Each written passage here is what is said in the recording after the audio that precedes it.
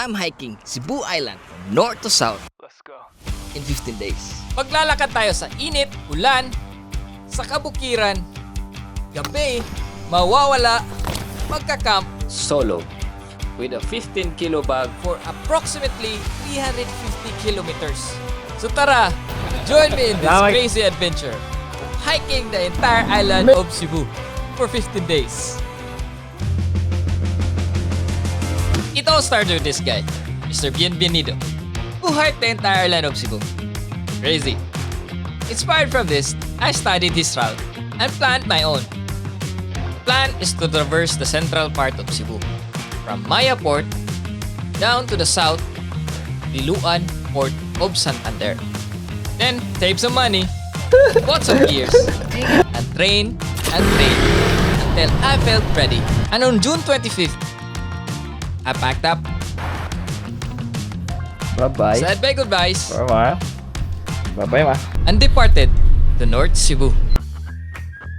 After waking up early, drink some coffee, I started a short walk to Maya Port.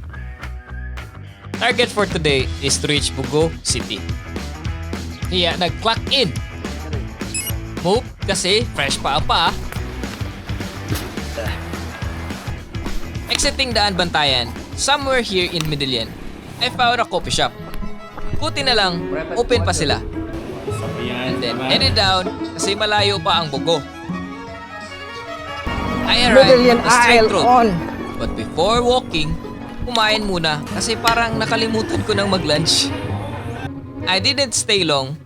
With the light fading away and Bugo being far, I now started walking at this long stretch. Meeting some cool people along the way. Picture taking. Follow. This area, despite being a humble road, offers a great view of the sunset. And with that comes darkness. This was scary, not gonna lie. Still away from my intended destination. I stayed here in the sports complex. Kasi talagang sakit na yung paa. Until finally, I arrived at Bugo City. Rewarded myself with a super meal and a cold cup of Coke. But my bed for the night is still far away. I finally arrived. Ayo. Ayo. Walang tao. Medyo kinabahan. Ayo. Pero Ayo. I waited and waited until someone attended Oh. and I had my room. Pause my watch. This is day 1 signing off. Plan for today is to camp for the night, eat some Bisaya ramen at the nearest campsite, which is around 16 kilometers at Paharuhay Campsite in Tabugon. Walking at the streets of Bugo, I was surprised by the kindness of strangers. Natugo ko sa Bugo. Bye, salamat. Salamat. Some strangers gave me food. At this point, I just realized I am now walking 40 kilometers plus with a bag. I started to feel tired. Somewhere around this area, I found a good spot to rest. It was the best lantay I ever tried on. Bought some water for our Bisaya ramen later. Dumating na ako sa Paharuhay Campsite. Woohoo! Salamat. Buto sa taon. Unfortunately, malayo-layo pa ang hike pataas sa campsite.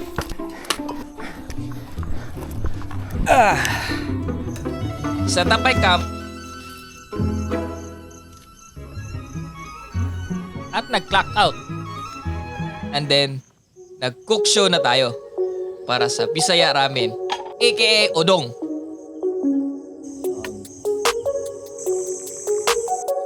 It didn't take long. Natapos na yung Bisaya Ramen natin. And bro, grabe, ang sarap. Kasi wala nang iba at gutom na rin ako. With stomach full of udong, natulog. Day 3. I took my time and explored the area. Savored the view. After experiencing that uphill hike, for this day, my original plan is to camp and follow the mountain ranges of the island. But at this point, my back is really painful. So nag-change plan na lang ako para at least matapos natin tong challenge na to. Pa-follow na natin yung main road. Brewed some coffee. Started descending down. Along the way, nakalimutan kong mag-clock in. This hike was pretty normal. Nothing much happened. The usual routine. Walk and find some waiting shed.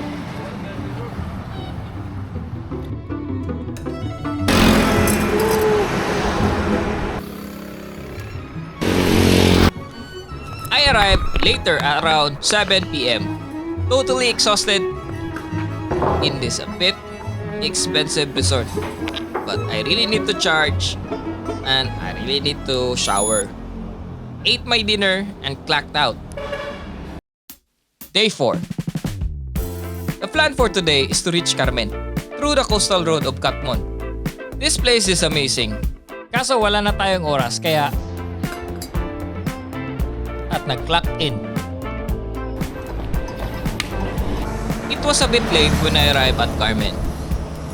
Walking this corner, it's very dark.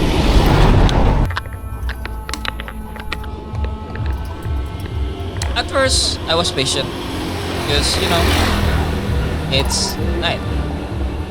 But as minutes go by, takot ako. Kasi parang scam yata to eh. Nobody's answering and nobody's replying. Please try your call later. Moments later, may nag-reply na sa akin. It turns out na hindi pala ito yung hotel. Abi na ako na dito.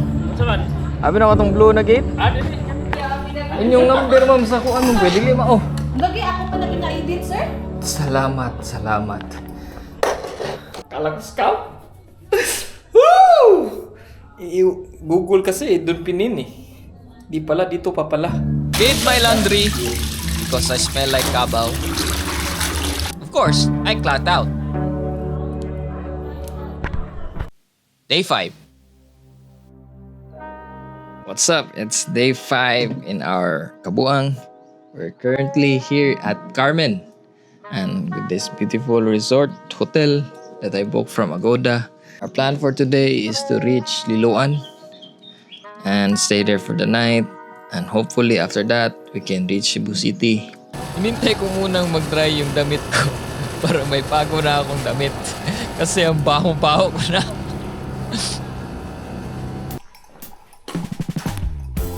Munti ko nang makalimutan mag-clock in. Look for Red Bull and hydration. And officially arrive at Danao. Oh, Danao na ko! I arrive at the center of Danao. At syempre, food trip tayo. Choco butternut, sir? Munchkins or donut?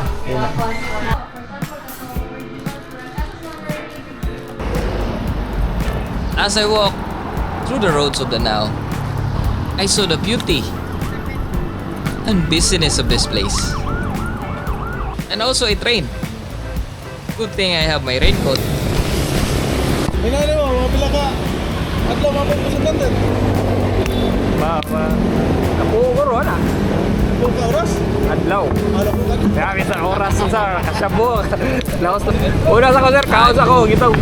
My favorite karinderya, Jollibee.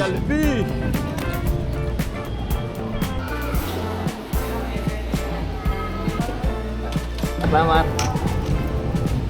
Arrive at the Arc of Liloan. At this point, I can feel my feet shaking and sometimes I feel like vomiting. But I just ignored it kasi madilim na and we have to reach the hotel.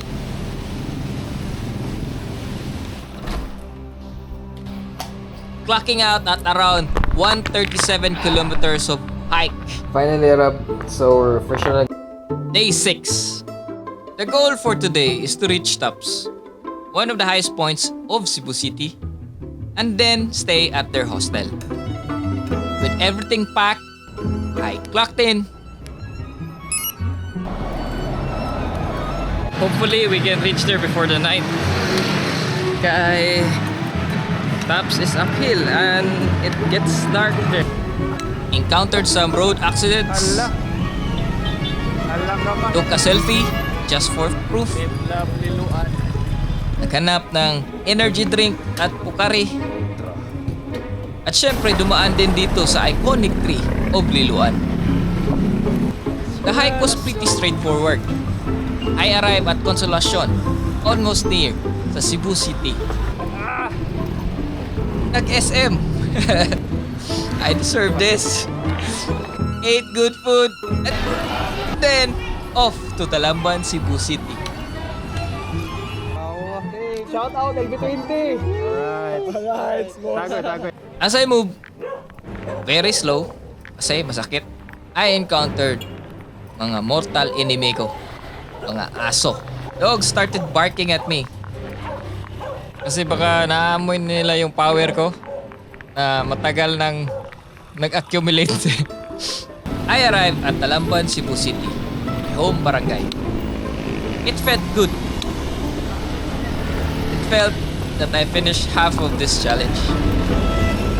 Parang kailan lang that I started this journey. And now, I'm back near my home. But I feel that my body is just about to break. My upper back is really stiff and painful. And I arrived at a crossroad. I could move to Taps around 10 kilometers away or stay here at my home barangay. Decided to pause for a day, realizing that moving to Taps might not be a wise choice.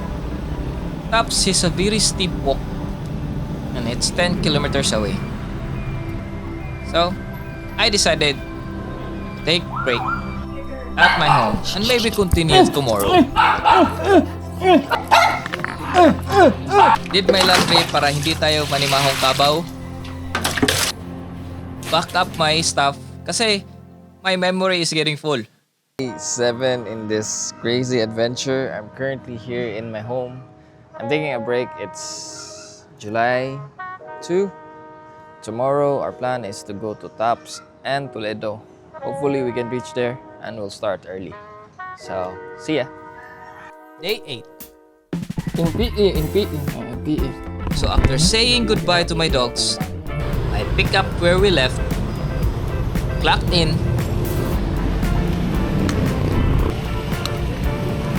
I was thankful that I did not force myself to climb this the other day. Kasi the incline was really insane. Pushing more grounds, I arrived at Busay, where I met this guy. Also, nobody Omar. knows you here. A quick chat. Wait, can you write your Facebook or? Along the way, he wanted to join me for a while. While riding his bike, me walking, we ascended the winding roads of Busay. After that punishing trail, he left and I arrived somewhere here at the entry to Taps. I wanted to visit Taps, but I realized I can't afford the time. So, I descended down and ate my lunch. It started to rain, flooded my boots. Despite it, I pushed through, arriving at this crossroad, a path towards unknown road. This is one of the mountainous areas of Cebu City. I am not familiar with this road, but it is the shortest route towards Toledo. Despite being a clear route in Google Maps, this area was a closed road. This was supposed to be a shorter route, but it's closed and I have to go through this uphill road. And I think it broke me a little bit because I'm still far from Toledo. And with my pace, I might not arrive there before the night. Despite all the worries, I took my break. I met these wonderful people who was also hiking. And they accompanied me through. It was a welcome relief. Ease of loneliness in this crazy journey. We're leaving Barangay Putput. Layo pa nga sa Unfortunately, I had to say goodbye, being alone in this journey again. Steep hike, I arrived at this barangay, Barangay Sudlun, where I ate my dinner. Still, a few kilometers away from Toledo. At this point, darkness. Lain gol.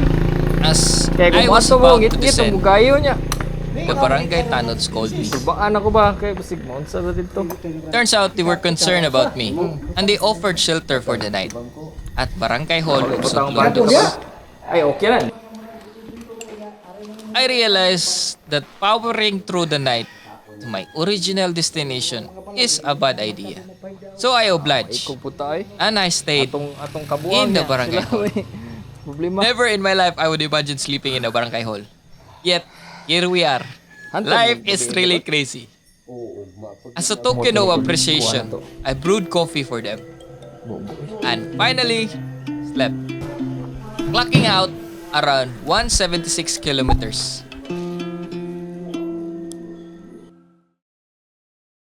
The plan for today is to camp at Lake Veloso, somewhere the boundary of Pinamungahan and San Fernando. Around 26 kilometers of hike from here. Kol, nasa ko Kol ha. Salamat kay sanan Kol. Sige, ito pangalan nato Kol. Kipre. Kibin ko Kol, kibin. As I move, nakalimutan ko na naman na mag-clock in. Kaya bumalik.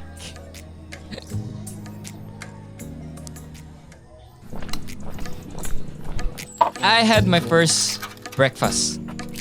Tingka. Cooked and smoked by coconut husk. Blue. Blue, mukhaan nga Blue. Enough to power me through this long hike. Blue. Moving, I arrived at the man-made forest of Cebu, where I encountered this lovely dog.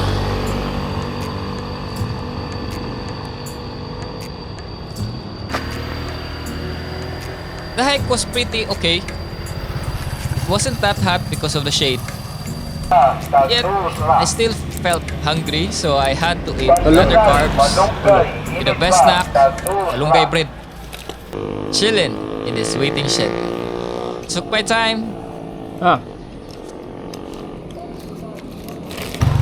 and I finally arrived at Toledo. At kumain na naman. I took my early lunch kahit na 10 a.m. pa.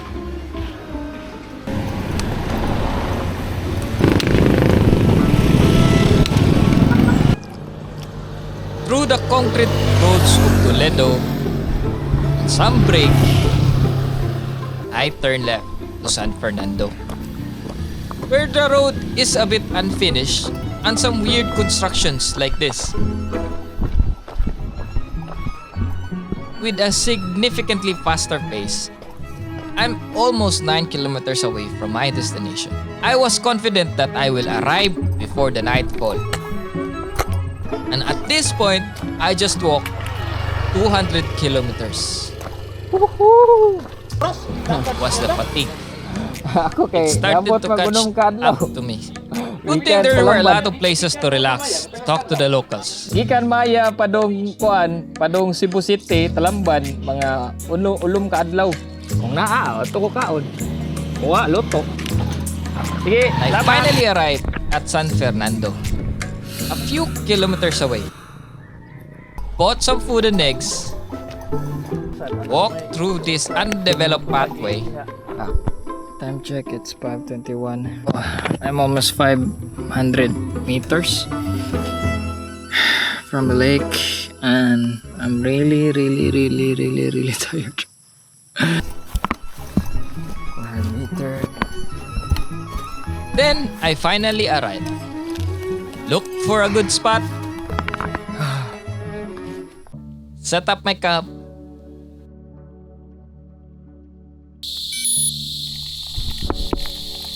And cooked my dinner.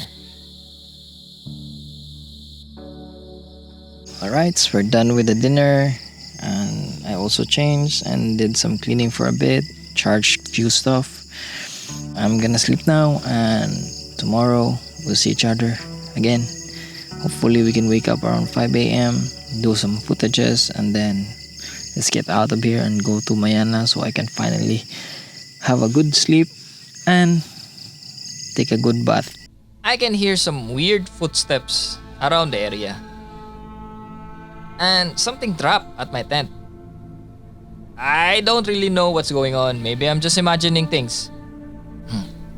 That night was really bad.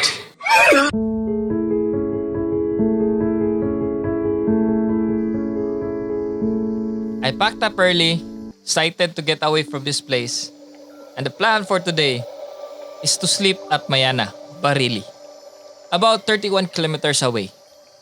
I already pre-booked the place just to be safe because signal is bad in this area. Move out through this rocky road. Today, nanghihina talaga ako. Hindi ko ma-explain. So, I just had to take a nap here. At this point, gusto ko na talagang umuwi kasi ang sakit ng paa ko at saka ng right hips ko.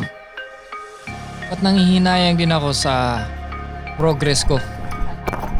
Kaya naghanap na lang ako ng matutuluyan for the night. First, today is Saturday. Buti na lang may nahanap ako.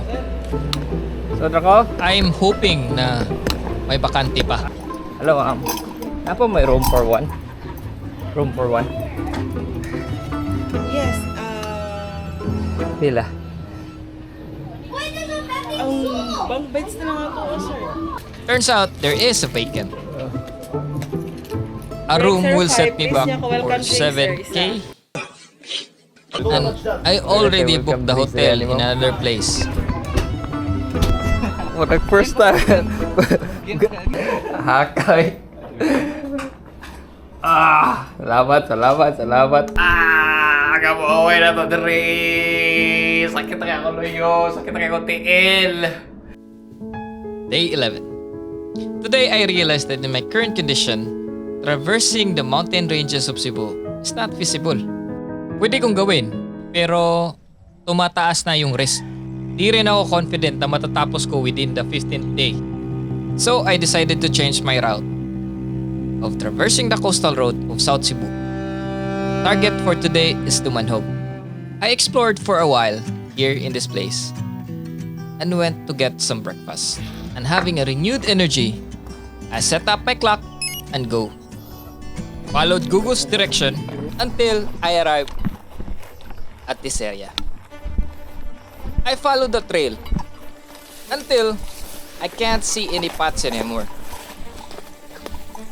As I move deeper and deeper, wala na talagang path. Meron, but parang wala nang dumadaan dito eh.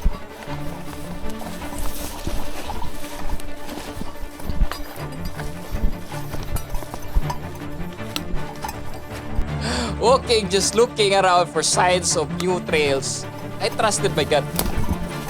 Followed an obscure trail. Unfortunately, I saw signs. Following it, hearing people and motorcycles. I see some peoples. I think this is the road. Oh my god. What the fuck was that? Buang mo ni Google Maps, oy. Saan ko man na? Follow the path Vlog. and met some locals. Wala. As I moved through this place, I arrived at the main highway. Lingkura ko rin la. Took a nap in this lovely waiting shed, Okay ra? my favorite.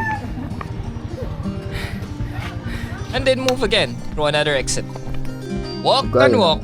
Then I arrived where I chatted with the locals. They even gave me an Indian mango.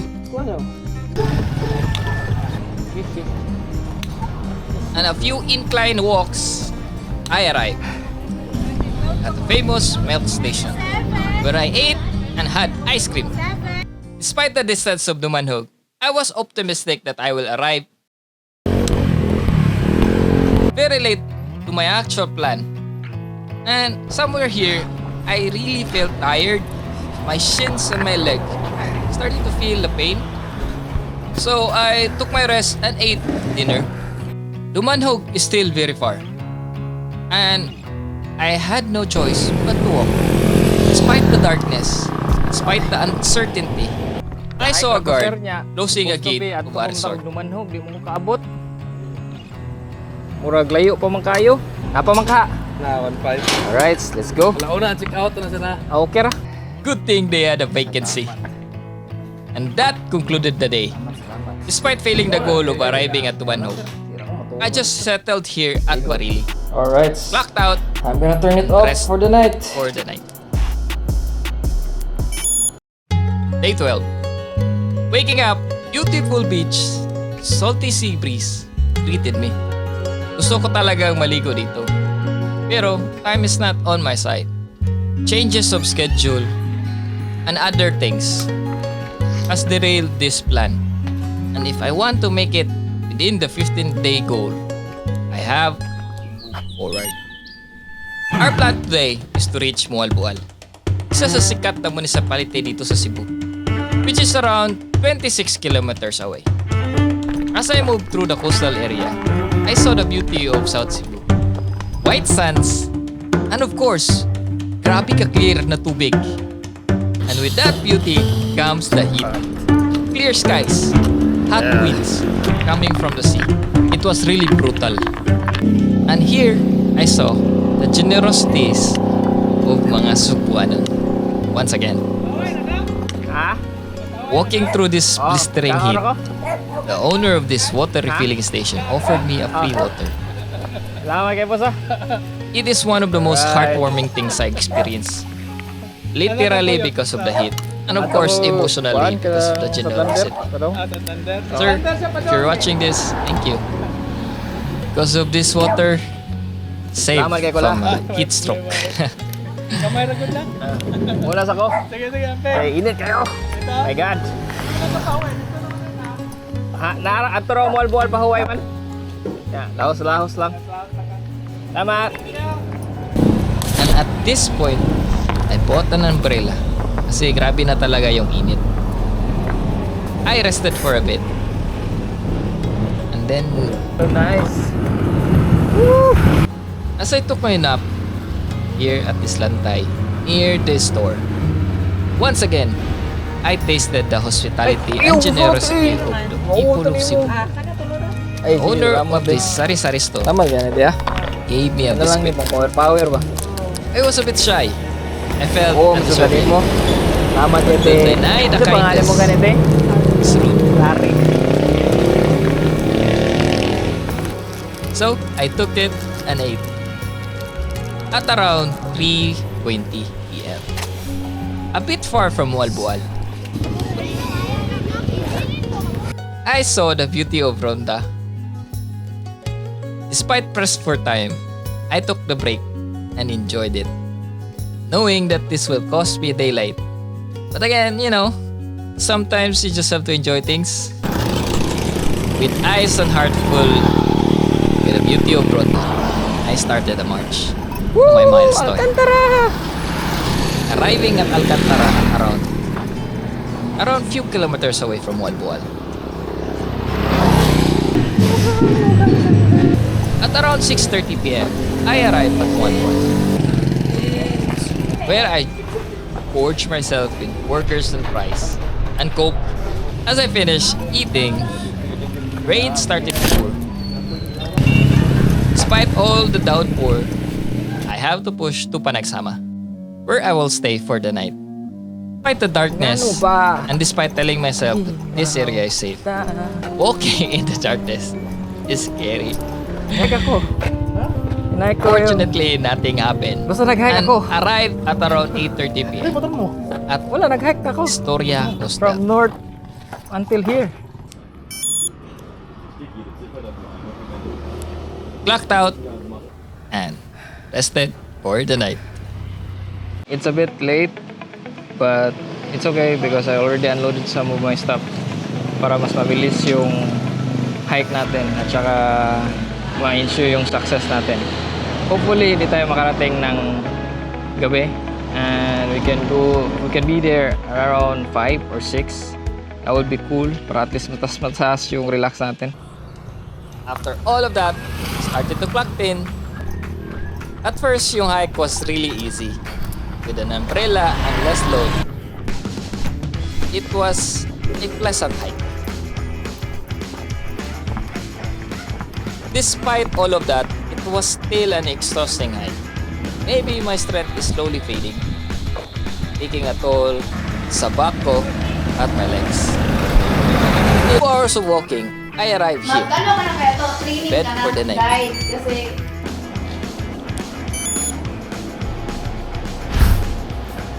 Day 14. 2 days to go. Our goal is to reach Kinatilan. A long walk at around 26 kilometers. I started a bit late, but I'm confident to reach it. Walking the South Coastal Road, again, I saw the beauty of the beaches. If only I have time to dip. But I have to finish this. As I move forward, I was able to take pictures with this iconic Alegria sign. Move again, relax, talk to some locals, and move again. Then I arrived here, Coastal Road. A van stopped ahead of me. I was kinda scared, but I didn't really mind it. It turns out they just want a picture. It was kinda cool and awkward because I was a shy type person. Salamat ka sana ma'am. Ampingsan mo. 6 p.m., I arrived at an entry to Kinatilan. I encountered some people, Ay, sige. took some selfie with them. It's kinda awkward because shy type tayo eh. Mura na kukuha ni mo, master. Everything went Mura na ko ka na smoothly sa tawa ka na. Lokal. Ka na shadow ba? Sana ka Hindi na. mo kagigan na idol. Anino? Gigaw mo ko sa norte. I arrived at the poblacion at around 7:50 p.m. Ay, salamat. Happy na jud. Ida lang.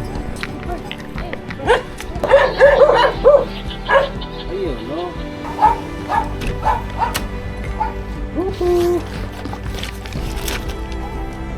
Thank you, ma'am. Last day.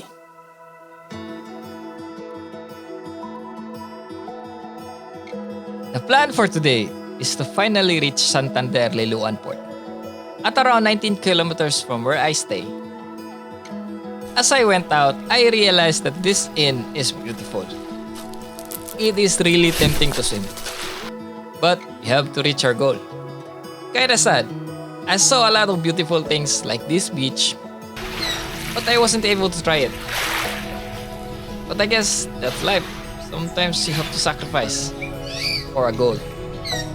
Also, I can't believe that this is the last day. Not gonna lie, I feel like I'm gonna cry. I felt that I've been bottling my emotion just to survive. And if you're watching this video until this point, thank you. Despite not being physically with me, this journey, I felt less lonely talking to you guys, the camera. Without you guys, maybe I gave up. Loved you. Truly. Okay, enough with the drama. Drama na kayo. Let's finish this together. But before that, let's eat a hearty meal.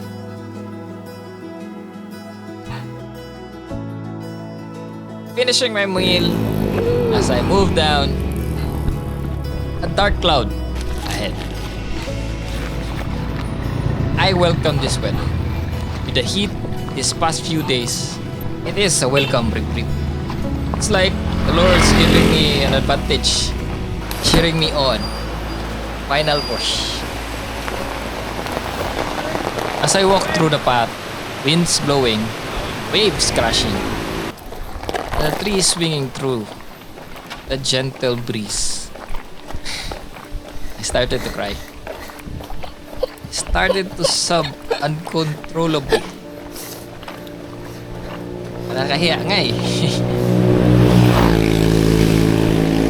I don't know, maybe it's a thought that in a few hours this will be over. Or It's because I was just keeping all the emotions from the past few days.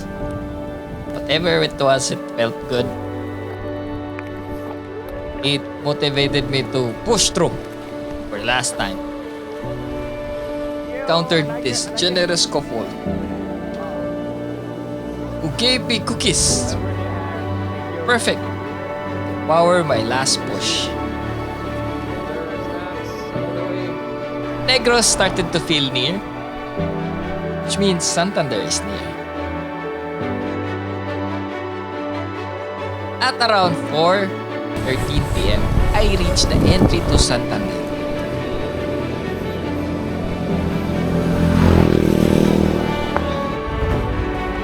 And right turn towards the port.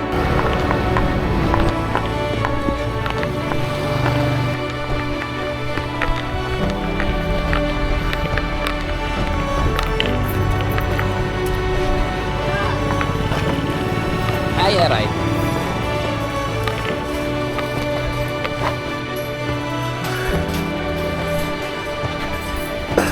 Lingkod ako kanina, sir. We officially reached the edge, the southern tip of Cebu.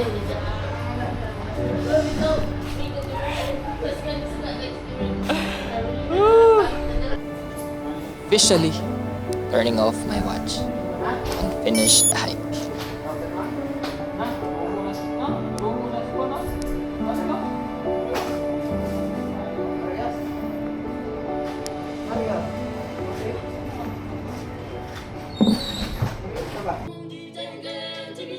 This crazy adventure taught me a lot of things.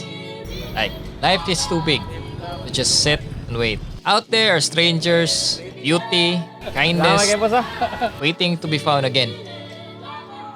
Road is not easy. It hurts, tests you. But if you believe you can, you will. And of course, huwag kalimutan yung hope. Days after I came home, I lost my dog of 11 years, Sparky. He was with me in so many seasons of my life. Napakasakit par. But despite this, I hope that he's running free, tail swagging, waiting for me in another place where all good dogs go. I'll keep walking till then. This one's for you, Sparky. How deep the Father's love for